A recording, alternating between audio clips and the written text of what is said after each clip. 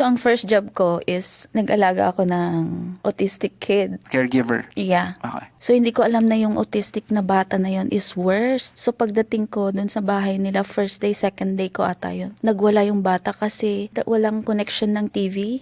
Parang merong naglinis dun sa loan nila. Nakat yung line ng TV. So, ngayon hindi siya makapanood ng favorite movie niya. So, ngayon nagwala siya. So, hindi ko alam kung paano ko i-handle yun. Walang instruction kapag ano? So, sabi naman nung amo ko, pag nagtantrum siya, call me. Tawag ako ng tawag sa nanay niya kasi nagtatantrums na. Hindi sumasagot. So, yun, binato niya ako ng yung, alam mo yung telephone sa, di ba sa mga, yung landline, malaki yung phone.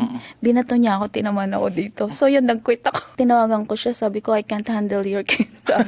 Tumawag ng ambulance. Kasi akala niya, hindi ako makahinga or something. So, tumawag ng ambulance. So, ang dami ng ambulance na duman.